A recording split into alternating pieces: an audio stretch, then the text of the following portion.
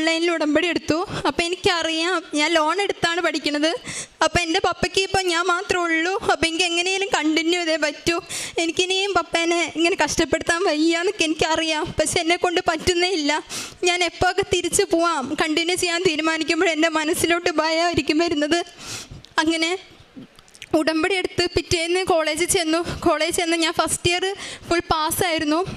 അപ്പോൾ ടീച്ചേഴ്സൊക്കെ പറഞ്ഞു drop out ചെയ്യണ്ട, നമുക്ക് കണ്ടിന്യൂ ചെയ്യാം. പക്ഷെ പപ്പ സമ്മതിക്കില്ല. പപ്പ പറഞ്ഞു ഇവിടെ നിർത്താൻ പേടിയാണ്, ഇവിടെ നിർത്തി എൻ്റെ മോൾ എനിക്ക് നഷ്ടപ്പെടും, അതുകൊണ്ട് എനിക്ക് ഇവിടെ നിർത്താൻ താല്പര്യമില്ല പറഞ്ഞു. അപ്പോൾ എൻ്റെ അമ്മ എനിക്കൊരു കാശുരൂപം തന്നായിരുന്നു. കൃപാസന മാതാവിൻ്റെ ഒരു കാശുരൂപം, അത് മാത്രമേ എൻ്റെ കയ്യിൽ ഉണ്ടായിരുന്നുള്ളൂ.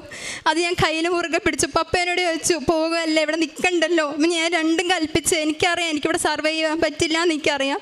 രണ്ടും കൽപ്പിച്ച് ഞാൻ പറഞ്ഞു ഇല്ല, ഞാനിവിടെ കണ്ടിന്യൂ ചെയ്തോളാം, ഞാൻ പഠിച്ചോളാം എന്ന് പറഞ്ഞു. അങ്ങനെ പപ്പ എന്നെ ഹോസ്റ്റലിലാക്കി പോയിട്ട് എന്നെക്കൊണ്ട് പറ്റുന്നേ ഇല്ലായിരുന്നു. ഫുഡും കഴിക്കില്ല, ഉറങ്ങുമില്ല, എന്നെക്കൊണ്ട് തീരെ പറ്റത്തില്ലായിരുന്നു അവിടെ നിൽക്കാൻ. അങ്ങനെ അവിടെ നിന്നു. അത് എക്സാമിൻ്റെ സമയമായിരുന്നു, സെക്കൻഡ് ഇയർ. പഠിക്കാനും